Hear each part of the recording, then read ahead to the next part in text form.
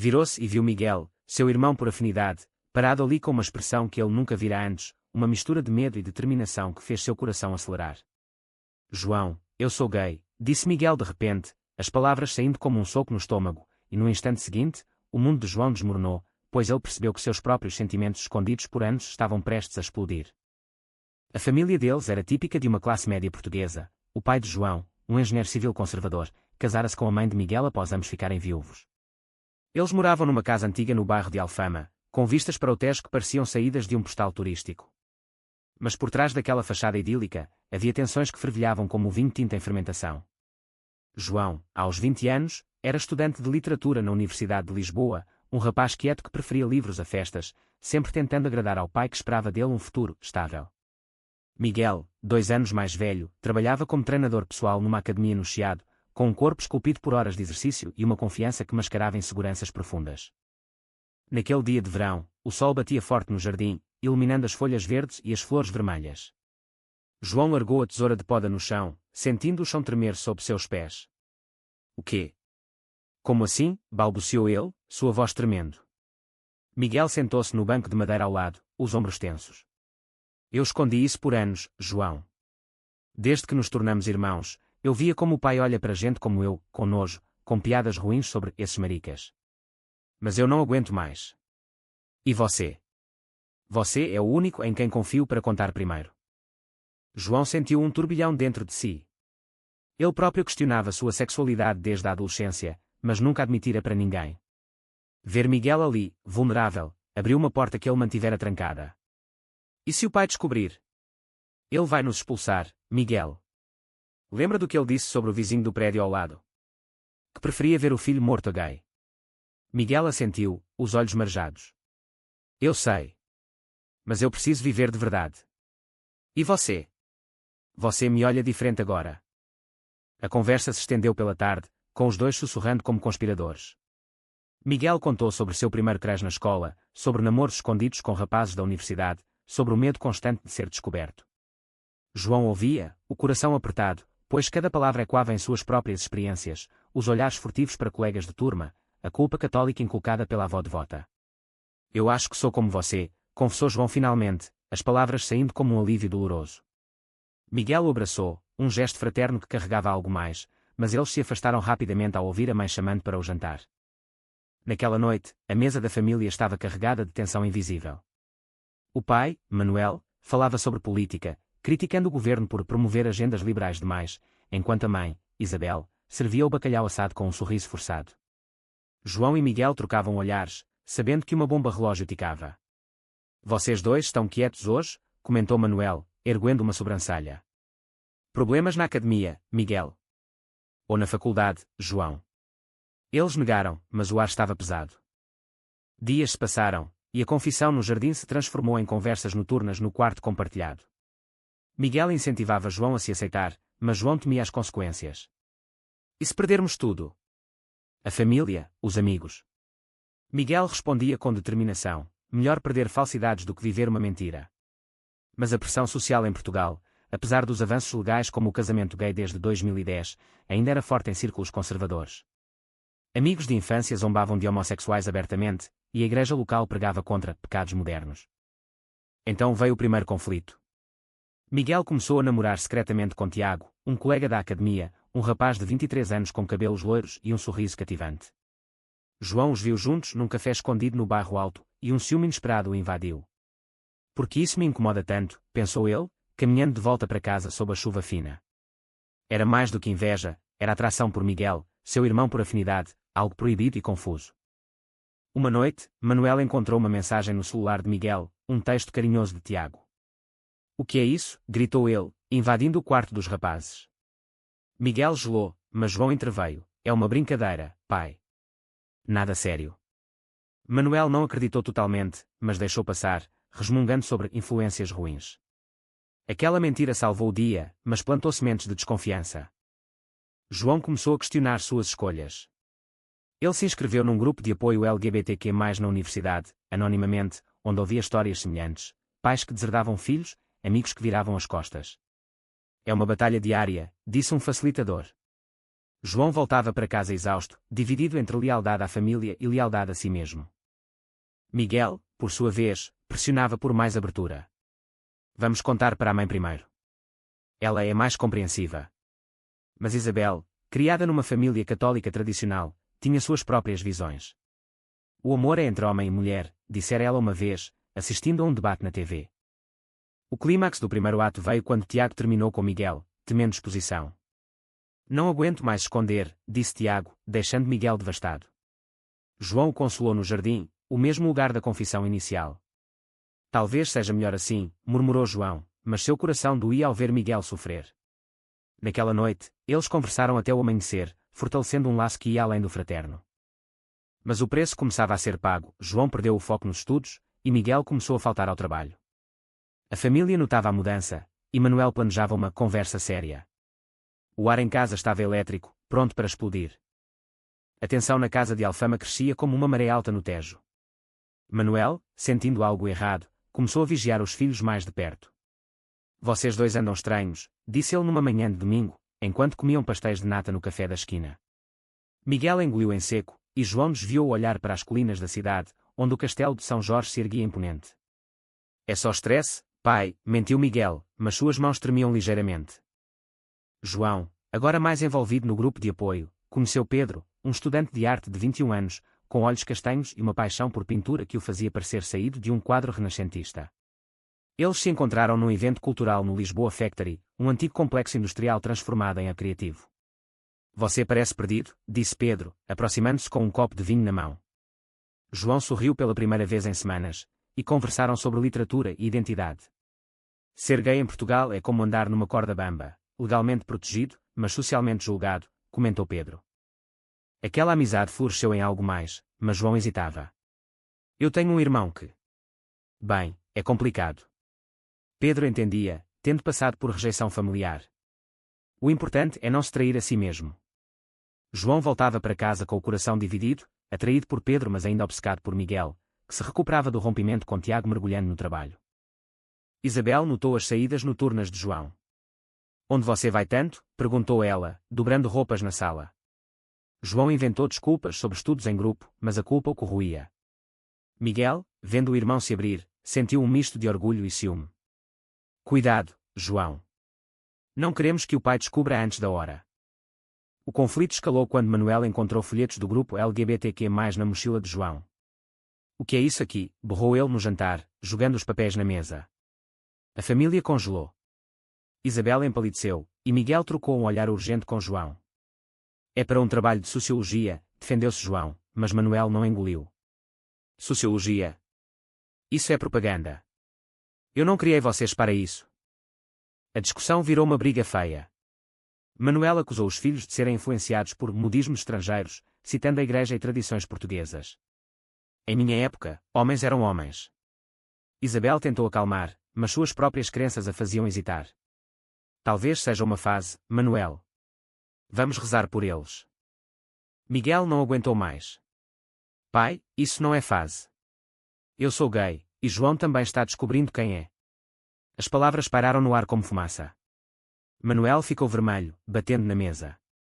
Fora da minha casa. Eu não aceito isso. Isabel chorou, implorando por calma, mas Manuel era irredutível. Escolham, ou mudem, ou vão embora. Naquela noite, os irmãos fizeram as malas às pressas. João chorava silenciosamente, sentindo o peso da rejeição. Nós perdemos tudo por causa da verdade, sussurrou ele. Miguel, mais resoluto, respondeu, não perdemos. Ganhamos liberdade. Eles saíram pela porta dos fundos, o jardim agora um lembrete amargo da confissão que iniciara tudo. Refugiaram-se no apartamento de um amigo de Miguel em Cascais, uma cidade costeira a 30 minutos de Lisboa. O mar batendo nas rochas ecoava sua turbulência interna. E agora? Perguntou João, olhando as ondas. Miguel encolheu os ombros. Reconstruímos. Eu arranjo mais clientes na academia, você continua os estudos. Mas a vida fora de casa era dura. João perdeu a bolsa de estudos por faltas, forçado a trabalhar como barista num café no Rossio. Miguel enfrentava olhares julgadores na academia, rumores sobre sua orientação se espalhando. Você é um daqueles, zombou um colega. Miguel ignorou, mas doía. Pedro reapareceu, oferecendo apoio. Venha morar comigo em Belém, propôs ele. João aceitou, mas isso criou uma fenda com Miguel. Você me abandona agora, acusou Miguel, sentindo-se traído. João negou, é só espaço. Eu ainda te amo. Como irmão. Mas as palavras soaram falsas, pois seus sentimentos por Miguel eram confusos, uma mistura de admiração e desejo proibido. Uma traição veio quando Isabel, secretamente, visitou os filhos. Seu pai está arrependido, mas orgulhoso demais para admitir. Ela implorou que voltassem, mas sob condição de mudarem. Miguel recusou, não mudamos quem somos. João hesitou, tentado pela estabilidade familiar. Talvez possamos fingir, sugeriu ele. Miguel explodiu, fingir. Depois de tudo. Você me decepciona, João. A briga os separou por dias. João foi para o apartamento de Pedro, onde experimentou uma relação aberta pela primeira vez. Isso é liberdade, disse Pedro, beijando-o sob as luzes do mosteiro dos Jeronimos. Mas João se sentia vazio, questionando-se trair a Miguel. Enquanto isso, Miguel mergulhou em ativismo, juntando-se a protestos pela igualdade em Lisboa.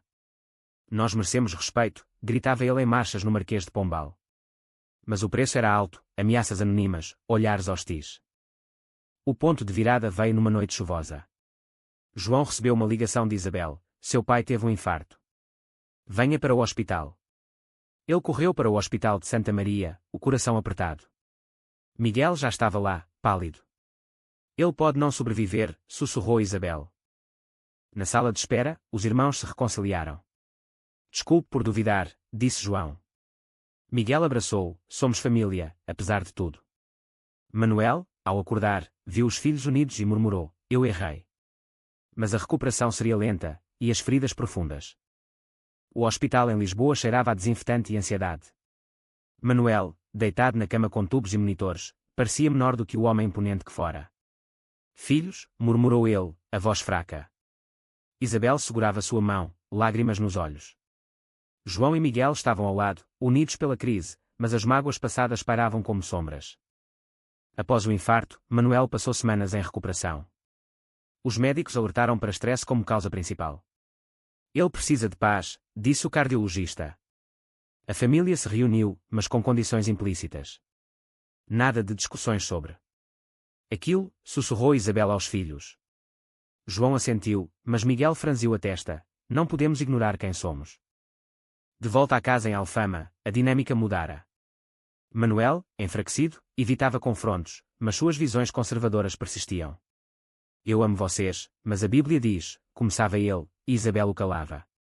João, morando temporariamente em casa para ajudar, sentia a pressão. Pedro ligava diariamente, não se perca aí. Mas João adiava decisões, preso entre lealdade familiar e autoaceitação. Miguel, mais audacioso, trouxe Tiago de volta à sua vida, agora abertamente. Vamos tentar de novo, disse Tiago, e eles se encontraram em praias de Sintra, onde o vento do Atlântico limpava as dúvidas. Mas rumores chegaram à família. Um primo distante comentou no almoço de domingo, ouvi que Miguel anda com um rapaz. É verdade. Manuel engasgou com o vinho, e Isabel desviou o assunto para o tempo. João enfrentava seu próprio dilema moral. Ele amava Pedro, mas os sentimentos por Miguel persistiam, criando uma culpa imensa. Isso é errado, pensava ele, caminhando pelas ruas empedradas de Lisboa à noite. Num confessionário da Sé Catedral, ele sussurrou seus pecados a um padre, amo meu irmão de forma imprópria. O padre aconselhou oração e repressão, mas João saiu mais confuso. A sociedade portuguesa, apesar de progressista em leis, ainda carregava preconceitos em camadas sociais. No trabalho de João, colegas faziam piadas homofóbicas, e ele se calava para não perder o emprego. Miguel, na academia, perdeu clientes conservadores. Prefiro qualidade à quantidade, disse ele, mas as contas apertavam. Uma traição maior veio de Isabel. Pressionada por Manuel, ela confrontou Miguel, pare com isso ou perca sua herança. Miguel riu amargamente, herança. Eu quero respeito, não dinheiro. A discussão escalou, e Isabel revelou um segredo, eu tive um irmão gay que se suicidou por causa da família. Não quero isso para vocês. As palavras chocaram todos, revelando camadas de trauma familiar. João, ouvindo escondido, sentiu uma onda de empatia. Mãe, porque nunca contou. Isabel chorou, vergonha. Medo. Aquela revelação uniu os irmãos contra o ciclo de silêncio. Vamos quebrar isso, disse Miguel. Mas escolhas erradas seguiam. João, num momento de fraqueza, terminou com Pedro por telefone: preciso focar na família. Pedro, magoado, respondeu: você está se traindo. João se arrependeu imediatamente, mas o dano estava feito. Miguel, impulsionado pela raiva, organizou uma manifestação local contra a homofobia, convidando a imprensa. É hora de falar alto, disse ele a João. A marcha no Terreiro do Paço atraiu centenas, mas também contra manifestantes conservadores. Gritos de "Deus odeia pecadores" ecoaram, e Miguel foi agredido verbalmente. João o defendeu, gritando de volta, sentindo uma liberação. A mídia cobriu o evento, e fotos dos irmãos viralizaram. Manuel viu no jornal: filhos de engenheiro em protesto gay. Ele explodiu: vocês me envergonham. Mas o infarto recente o impediu de expulsá-los novamente. Em vez disso, ele se isolou, recusando falar. Isabel mediou, forçando uma conversa familiar. Precisamos nos entender, disse ela. Manuel admitiu medos: eu vi amigos perderem filhos para drogas, crime. Achei que isso era o mesmo. Miguel rebateu: ser gay não é crime. É quem sou. João acrescentou: e negá-lo nos destrói. A sessão foi dolorosa, com lágrimas e acusações. Manuel prometeu tentar, mas duvidava. Dê em tempo. Os irmãos aceitaram, mas sabiam que a luta continuava. João reconquistou Pedro, pedindo desculpas num piquenique no Parque Eduardo VII. Eu errei. Quero você. Pedro perdoou, mas avisou: não mais hesitações. Miguel e Tiago solidificaram sua relação, planejando morar juntos. Mas uma ameaça surgiu: um ex-cliente homofóbico da academia de Miguel o denunciou falsamente por assédio, visando destruí-lo. Isso é vingança, disse Miguel, enfrentando uma investigação policial. João ajudou, reunindo testemunhas. Não vamos deixar isso nos quebrar. A batalha legal testou sua resiliência, com audiências no Tribunal de Lisboa cheias de tensão. No fim, a denúncia foi arquivada por falta de provas, mas o dano à reputação de Miguel foi irreparável.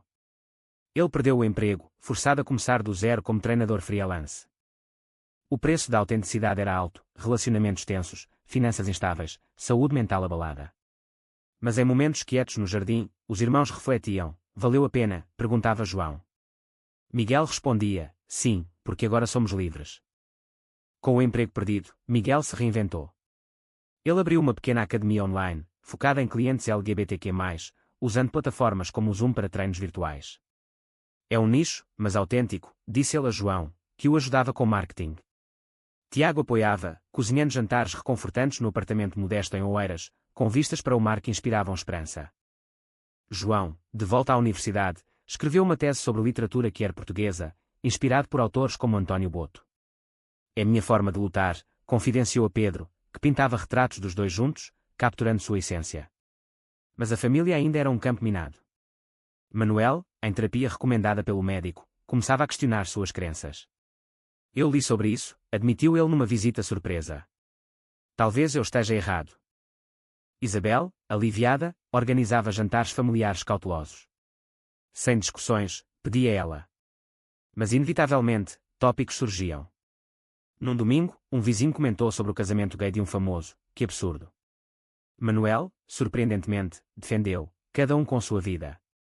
Os filhos trocaram olhares chocados: um pequeno progresso. Porém, malta noce persistiam. João descobriu que Miguel havia mentido sobre uma dívida para proteger Tiago, que tinha problemas financeiros. Por que não me contou? Confrontou João. Miguel defendeu: não queria preocupar você. A mentira abalou a confiança, e quando traições passadas. Pedro, sentindo João distante, propôs uma viagem a Porto para reconectar. Na cidade do Douro, eles passearam pela ribeira, bebendo vinho do Porto sob pontes iluminadas. Eu te amo, mas preciso de compromisso, disse Pedro. João prometeu, mas duvidava internamente, ainda preso aos sentimentos por Miguel. Uma reviravolta veio quando Manuel sofreu uma recaída cardíaca menor. No hospital, ele confessou: eu tive um amor proibido na juventude, um amigo. Mas reprimi. As palavras chocaram todos.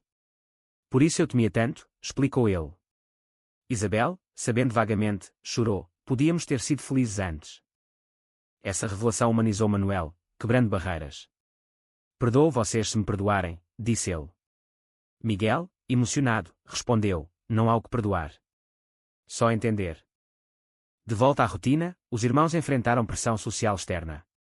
Num evento universitário, João foi hostilizado por colegas conservadores. Você e seu irmão são aberrações. Ele rebateu com eloquência, citando leis e direitos humanos, ganhando aplausos de aliados. Miguel, em sua nova carreira, florescia, mas enfrentava cyberbullying. Ignore, aconselhava Tiago, mas Miguel respondia publicamente, transformando o ódio em diálogo. Isso nos fortalece, dizia ele. João e Pedro planejavam morar juntos, mas João hesitava por lealdade a Miguel. Vá viver sua vida, incentivou Miguel. Eu estou bem. Mas uma noite, sozinho no jardim, João admitiu para si, eu amo Miguel romanticamente. O dilema moral o atormentava, trair Pedro ou reprimir. A escolha veio numa confraternização familiar. Miguel anunciou, Tiago e eu vamos nos casar. A família aplaudiu, Manuel inclusive. João sentiu um aperto, mas sorriu. Depois, confidenciou a Pedro, preciso de tempo. Pedro, magoado, terminou, você ama o outro. Devastado, João confrontou Miguel, é você. Sempre foi. Miguel, chocado, rebateu, somos irmãos. Isso é impossível. A rejeição doeu mais que qualquer outra. Miguel, dividido, questionou sua própria atração. Talvez, mas o preço é alto demais. Eles decidiram distância, João mudou-se para Coimbra para um estágio, buscando clareza. Meses passaram. Manuel melhorou, aceitando o casamento de Miguel. Eu estarei lá, prometeu ele. Isabel planejava a cerimônia na Quinta da Regaleira em Sintra, um lugar mágico. João retornou para o evento, composto. Parabéns, disse a Miguel, escondendo a dor. Tiago, perceptivo, sussurrou, cuide dele. Durante a festa, sob luzes festivas, João dançou com um convidado, sentindo uma faísca nova. Mas o passado assombrava. Uma carta anônima chegou, ameaçando expor segredos familiares. Alguém sabe sobre nós, disse João a Miguel. Eles investigaram, descobrindo um ex-colega invejoso. Confrontado, o homem admitiu, vocês me enojam. Mas a família unida os protegeu. No fim da celebração, Manuel toastou, pelo amor, em todas as formas. Os irmãos brindaram, sabendo que cicatrizes permaneciam. João, refletindo sozinho, percebeu o crescimento, de confissão no jardim à aceitação coletiva. Mas o preço, relacionamentos quebrados, saúde perdida, isolamento, era imenso. O casamento de Miguel e Tiago foi um marco, realizado sob o sol de Sintra, com convidados mistos, familiares conservadores e amigos progressistas. Manuel, vestindo um terno novo, caminhou com Miguel até o altar, um gesto simbólico de aceitação. Estou orgulhoso, murmurou ele. Isabel chorava de alegria, e João, como padrinho, sorria apesar da dor interna. Após a cerimônia, a festa na quinta fluiu com fado tocando ao fundo, canções melancólicas que ecoavam as jornadas emocionais. João conversou com convidados, incluindo um ativista que o inspirou, sua história pode ajudar outros. Ele considerou escrever um livro, transformando dor em arte. Mas a tranquilidade foi breve. A carta anônima evoluiu para chantagem online, exigindo dinheiro para silenciar o romance proibido entre irmãos. Como sabem? Perguntou Miguel, pânico nos olhos. João investigou, descobrindo que Pedro, magoado, havia confidenciado a um amigo traidor. Foi sem querer, explicou Pedro ao ser confrontado. João perdoou, mas o laço se rompeu definitivamente. A família enfrentou o escândalo unida. Manuel, agora defensor, usou conexões para rastrear o chantagista, levando a uma denúncia policial. Ninguém mexe com minha família, disse ele. O culpado foi preso, mas a exposição midiática trouxe julgamento público. Jornais sensacionalistas publicaram, drama familiar em Lisboa, irmãos gays e segredos. Miguel sofreu mais, com clientes cancelando. Valeu a pena? Questionou Tiago. Miguel assentiu, sim, porque nos uniu. João, demitido do estágio por distrações, voltou a Lisboa, trabalhando freelance como escritor. A pressão social culminou numa entrevista coletiva. Os irmãos falaram à TVI, somos gays, não criminosos. Nossa família superou preconceitos. Manuel juntou-se, eu mudei. O amor vence. A resposta foi mista, apoio de jovens, críticas de conservadores. Internamente, João lidava com depressão, consultando um terapeuta.